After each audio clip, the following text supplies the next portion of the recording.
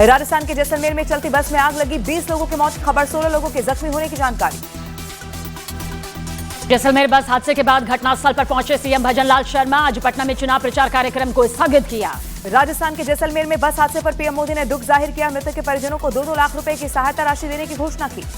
दिल्ली के विश्वासनगर में DTC bus ने स्कूल वैन समेत कई गाड़ियों को मारी जोरदार टक्कर, 4 लोग जख्मी। घटना का सीसीटीवी फुटेज भी सामने आया। मध्य प्रदेश के टीकमगढ़ में मंदिर में श्रद्धालु की पॉकेट से पैसे चोरी की घटना, ये पूरी घटना सीसीटीवी में कैद। उत्तराखंड के हरिद्वार में मंदिर में चोरी करने वाले आरोपी को पुलिस ने धर दबोचा, चोरी का सामान भी बरामद। मध्य प्रदेश के देवास में एक नाबालिग कार चालक ने एक शख्स को टक्कर मारते हुए दीवार से वो टकराया, सीसीटीवी आया सामने।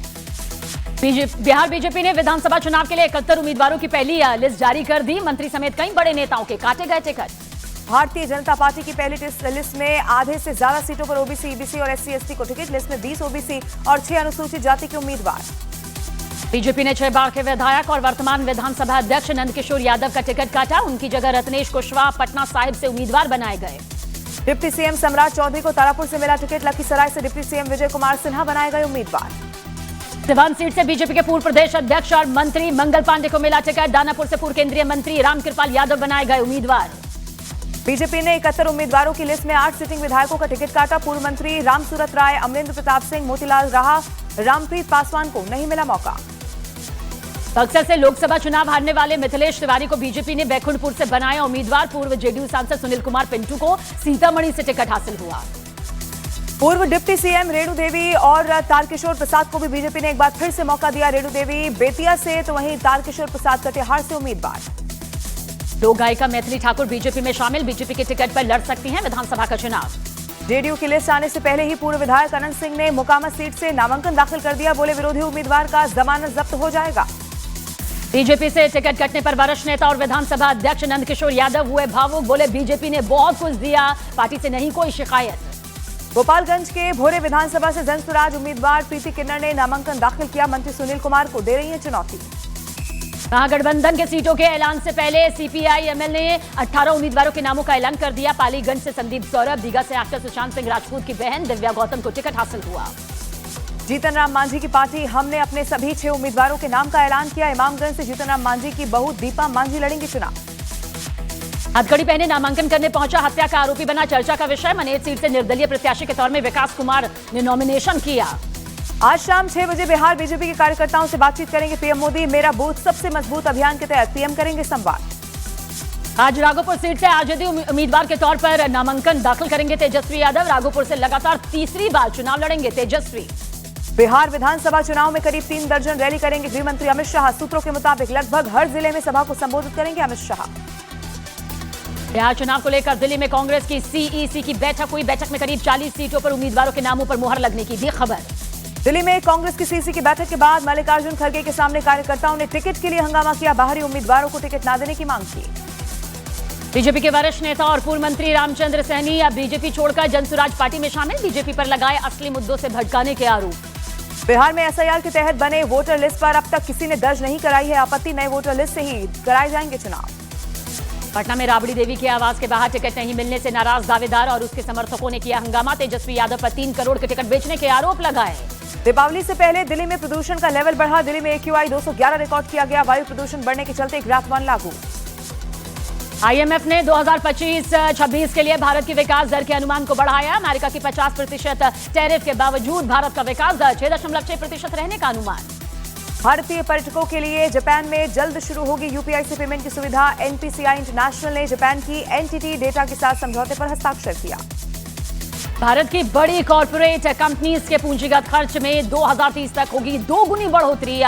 S&P ग्लोबल रेटिंग्स ने $800 अरब पहुंचने का अनुमान जताया। भारत में सितंबर में थोक महंगाई दर घटकर हो गई है 0.13%। अगस्त में 0.52% थोक महंगाई दर थी। फसल की अधिक उपज का असर दिखाई दिया।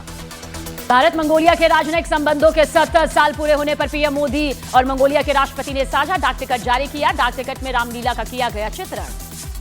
देश भर में आज से गिरने लगेगा तापमान। ठंडी हवाओं से बढ़ेंगी लोगों की मुश्किलें। बीते 2 दिनों से दिन में भी तापमान में आ रही है कमी। उत्तराखंड के जोशीमठ में भारत चीन सीमा पर जमकर बर्फबारी। मशीन से बर्फ हटाने के बाद सड़कों पर आवाजाही फिर शुरू हुई। मुंबई में आई लव देवा भाऊ और आई लव बुलडोजर बाबा के पोस्टर लगाए गए। देवेंद्र फडणवीस और योगी आदित्यनाथ की तस्वीरें भी लगाई गई। महाराष्ट्र के गढ़चिरौली में 1 करोड़ से ज्यादा के इनामी नक्सली सोनू उर्फ भूपति ने सरेंडर कर दिया। सोनू के साथ 60 नक्सलियों ने भी आत्मसमर्पण किया। आज मुख्यमंत्री देवेंद्र फडणवीस गढ़चिरौली के दौरे पर जाएंगे, जहां पर वो नक्सल मुक्त गढ़चिरौली की घोषणा कर सकते हैं। डीजीएमओ लेफ्टिनेंट जनरल घई ने कहा कि ऑपरेशन सिंदूर तीनों सेनाओं का एक अभियान था। जनरल घई ने 30 देशों के शीर्ष सैन्य अधिकारियों को इसके बारे में पूरी जानकारी भी दी। 15 अक्टूबर से अमेरिका के लिए सभी डाक सेवाएं फिर से होंगी शुरू। इंडिया पोस्ट ने सेवाएं पूरी तरह से बहाल करने का ऐलान किया। सोनम वांगचुक के मामले में सुप्रीम कोर्ट आज सुनाएगा फैसला। आज सुनवाई होगी। सोनम वांगचुक की पत्नी गीतांजलि अंगमो ने उनकी सुरक्षा और अधिकारों से जुड़ी याचिका दाखिल की है। बरेली दंगे के आरोपी मौलाना तौकीर रजा की हिरासत 14 दिन के लिए बढ़ाई गई है। 2 सहयोगियों की भी न्यायिक हिरासत बढ़ाई गई। यूपी के आगरा में जमीन पर कब्जा करने गई पुलिस ग्रामीणों के विरोध के बाद वापस लौटी। ग्रामीणों ने प्रशासन पर मुआवजा नहीं देने का आरोप लगाया। उत्तर प्रदेश के बरेली में निर्माणाधीन अवैध कॉलोनियों पर प्रशासन ने बुलडोजर की कार्रवाई की। जिले भर के अवैध रूप से कॉलोनी बसाने वालों में हड़कंप मच गया। अयोध्या में संतों के बीच क्रिकेट मैच होने वाला है। एक बड़ा आयोजन देवकीनंदन टीम, बागेश्वर धाम टीम और चिन्मयानंद टीम के बीच होगा ये मुकाबला। वाराणसी में काशी विश्वनाथ मंदिर के रेड जोन में कैमरे के साथ पहुंचा श्रद्धालु। चश्मे में लगे हिडन कैमरे से फोटो खींचते समय सुरक्षा कर्मियों ने पकड़ लिया। यूपी के अलीगढ़ में हिंदू युवक की हत्या के आरोपियों पर प्रशासन की अब बड़ी कार्रवाई। आरोपियों के घरों पर बुलडोजर एक्शन। वाराणसी में 6 करोड़ की चांदी का हवाला कारोबार पकड़ा गया। 467 किलो की चांदी के साथ 5 तस्कर हुए गिरफ्तार। यूपी के मुजफ्फरनगर में 11 साल की बच्ची से जबरदस्ती की कोशिश। आरोपी की भीड़ ने की जमकर पिटाई। पुलिस ने गिरफ्तार कर जेल भेजा। उत्तर प्रदेश के गाजियाबाद में पति ने पत्नी की गोली मारकर हत्या कर दी। हत्या के बाद आरोपी पति फरार हुआ। मृतक पत्नी और आरोपी पति गैंगस्टर मामले में वांछित। संभल में मीट कारोबारी हाजी इमरान कुरैशी और उसके सहयोगियों के यहां ईडी और आईटी का छापा। टैक्स चोरी और अवैध लेन देन के मामले में जांच में जुटी थी। उत्तर प्रदेश के संभल में ईडी की कार्रवाई पर आचार्य प्रमोद कृष्णम का बयान। कहा, भारत माता की जय नहीं बोलोगे, तालिबान का समर्थन करोगे तो होगी छापेमारी। बरेली में 2 चर्चित मीट फैक्ट्री पर ईडी और इनकम टैक्स की छापेमारी। दोनों टीमों के 5 दर्जन से ज्यादा अधिकारी जांच पड़ताल में जुटे। उत्तर प्रदेश के हापुड़ में मीट कारोबारी यासिन के ठिकानों पर इनकम टैक्स की टीम की दबिश। टैक्स चोरी के शक में चल रही है कार्रवाई। मेरठ में त्योहारों के सीजन में खाद्य विभाग की बड़ी कार्रवाई। 2500 किलो नकली मावा बरामद किया गया। उत्तर प्रदेश के बुलंदशहर में खाद्य विभाग की बड़ी कार्रवाई। मकई स्टार्च से बने करीब 30 क्विंटल रसगुल्ले किए गए बरामद। अमेठी में आचार्य शांतनु महाराज ने दीपावली पर खरीदारी हिंदू दुकानदारों से करने की अपील की, ताकि आपका पैसा जिहाद या फिर आतंकवादी गतिविधि में खर्च ना हो। मथुरा वृंदावन के संतों की मुस्लिम व्यापारी से अपील। कहा, दीपावली पर दीपक और लक्ष्मी गणेश मूर्तियां न बेचें। समाजवादी पार्टी के प्रवक्ता अशोक यादव ने बीजेपी पर बोला हमला। कहा, बीजेपी की कुदृष्टि हमारे त्योहारों पर पड़ी। हर त्योहार को हिंदू और मुसलमान के रंग में रंगने का काम। मध्य प्रदेश के सिवनी में हवाला मनी लूट कांड में बड़ी कार्रवाई। एसडीओपी पूजा पांडे समेत 8 गिरफ्तार। 11 पुलिसकर्मियों पर केस दर्ज। मध्य प्रदेश के रीवा में कन्या छात्रावास के खाने में कीड़े मिलने पर हंगामा। छात्रों का प्राचार्य और शिक्षक पर गंभीर आरोप। वार्डन निलंबित की गई। मध्य प्रदेश के सतना में बीजेपी नेता के भाई की दबंगई आई सामने। पुलिस की गाड़ी रोकी और दूसरे मामले में पीड़ितों के साथ मारपीट की 3 पर मामला दर्ज। मध्य प्रदेश के सीधी में प्रशासनिक लापरवाही। जिंदा महिला को मृत घोषित किया गया। पीड़िता ने कलेक्टर से न्याय की गुहार लगाई। उत्तर प्रदेश के बहराइच में तेंदुए का शावक पकड़ा गया। 2 दिन के हमले में 2 लोग हो चुके हैं जख्मी। हरियाणा के यमुनानगर में पुलिस टीम पर हमला। एसएचओ समेत 3 पुलिसकर्मी जख्मी। वांटेड तस्कर ने थाना प्रभारी की उंगली चबा डाली। 6 पर मामला दर्ज। दुर्गापुर केस में नया मोड़ आया। पीड़िता ने अपने दोस्त पर ही रेप करने की कोशिश का बयान कराया दर्ज। पीड़िता के बयान के बाद बंगाल पुलिस ने पीड़िता के दोस्त को किया अरेस्ट। अब तक 6 आरोपियों की गिरफ्तारी। बीजेपी नेता शुभेंदु अधिकारी का पुलिस और अस्पताल प्रबंधन पर गंभीर आरोप। कहा, निजी मेडिकल कॉलेज के मालिक और पुलिस सबूत नष्ट कर रहे हैं। पश्चिम बंगाल के राज्यपाल ने दुर्गापुर केस की रिपोर्ट राष्ट्रपति को सौंपी। गवर्नर सीवी आनंद बोस ने सौंपी रिपोर्ट। दुर्गापुर में बीजेपी सांसद प्रताप सारंगी ने पीड़ित छात्रा से मुलाकात की। कहा, उससे मिलने के बाद मेरी अंतरात्मा दुखी है। वे बेचैन और दुखी है। बीजेपी नेता लोकेट चटर्जी ने सीएम ममता बनर्जी पर महिला विरोधी होने का आरोप लगाया। कहा, तुष्टीकरण की राजनीति कर रही है ममता बनर्जी। स्थानीय सांसद गायब। बंगाल के पूर्वी मेदिनीपुर में एक बच्चे की अस्पताल में मौत की खबर। आक्रोशित परिवार वालों ने लापरवाही का आरोप लगाया। पुलिस कांस्टेबल पर बेरहमी से किया गया हमला। जम्मू कश्मीर के माचल सेक्टर में 2 आतंकी ढेर। आतंकियों के पास AK-47 की सीरीज के राइफल समेत भारी मात्रा में हथियार जब्त। पाकिस्तानी रुपए भी मिले। पंजाब के अमृतसर में पुलिस ने AK-47 राइफल समेत भारी मात्रा में हथियार किया है बरामद, 3 आरोपी गिरफ्तार। अमेजॉन कंपनी के ट्रक से 88 लाख के सामान चोरी करने के आरोपी ट्रक ड्राइवर को हरियाणा के नूंह में पुलिस ने गिरफ्तार किया। दूसरे आरोपी की तलाश तेजी से जारी। मध्य प्रदेश के खंडवा में पशु खरीद फरोख्त करने वाले शख्स के लापता होने के 3 दिन के बाद शव मिला, आरोपियों की तलाश में जुटी हुई है पुलिस।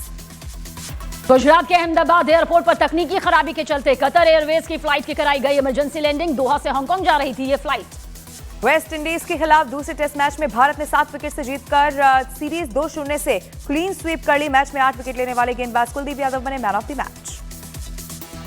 भारत ने वेस्ट इंडीज के खिलाफ लगातार 10वीं टेस्ट सीरीज में जीत दर्ज की। 23 साल से वेस्ट इंडीज के खिलाफ एक भी टेस्ट सीरीज नहीं हारा है भारत। बिहार रणजी टीम के उपकप्तान बने क्रिकेटर वैभव सूर्यवंशी सिर्फ 14 साल की उम्र में बड़ी जिम्मेदारी मिली। भारतीय गेंदबाज मोहम्मद सिराज 2025 में टेस्ट मैचों की दुनिया में सबसे ज्यादा विकेट लेने वाले गेंदबाज बने। 2025 में 37 विकेट ले चुके हैं सिराज। ऑस्ट्रेलिया के खिलाफ वनडे और T20 सीरीज खेलने के लिए रवाना हुई भारतीय टीम। 19 अक्टूबर को खेला जाएगा ये पहला मैच। भारत के खिलाफ वनडे सीरीज के पहले विकेटकीपर जॉश इंग्लिश चोट के चलते टीम से बाहर। गेंदबाज एडम जेम्पा भी निजी कारणों की वजह से सीरीज से बाहर हुए। जावेद अख्तर ने अफगानिस्तान के विदेश मंत्री मुत्तकी के स्वागत पर आपत्ति जाहिर की। कहा, जिन्होंने लड़कियों की शिक्षा पर प्रतिबंध लगाया उनके स्वागत पर शर्म आनी चाहिए। पर्सनालिटी राइट्स की सुरक्षा के लिए दिल्ली हाईकोर्ट पहुंचे ऋतिक रोशन। कहा, उनकी तस्वीरों और आवाज की मदद से हो रही है गैर कानूनी कमाई पर रोक लगे। ऋषभ शेट्टी की कांतारा चैप्टर 1 की वर्ल्ड वाइड 655 करोड़ रुपए की हुई कमाई। सलमान खान की सुल्तान और SS राजामौली की बाहुबली की कमाई के रिकॉर्ड को तोड़ दिया। थामा की रिलीज से पहले साईं बाबा के दरबार पहुंचे आयुष्मान खुराना, रश्मिका मंदाना। दिवाली पर रिलीज होगी थामा फिल्म। विक्रम फडनीस के फैशन शो में सलमान खान ने स्वैग के साथ रैंप वॉक किया। बारीकी से डिजाइन किए गए काले रंग के ड्रेस में दिखाई दिए सलमान खान। अक्षय कुमार तेलुगु फिल्म संक्रांति वस्तु नाम के हिंदी रीमेक में काम करेंगे। इसमें वेंकटेश ने लीड रोल निभाया था। तन का डायरेक्शन अनीस बज़मी करेंगे। संजय कपूर की 30,000 करोड़ की संपत्ति पर विवाद। करिश्मा कपूर के बच्चों ने वसीयत को फर्जी बताया। आज भी इस पूरे मामले पर होगी सुनवाई। पाकिस्तान की अफगानिस्तान को सीधी चेतावनी। कहा, पाकिस्तान ने फिर से हमले की सोची तो अफगान लड़ाके कराची और इस्लामाबाद तक करेंगे हमला।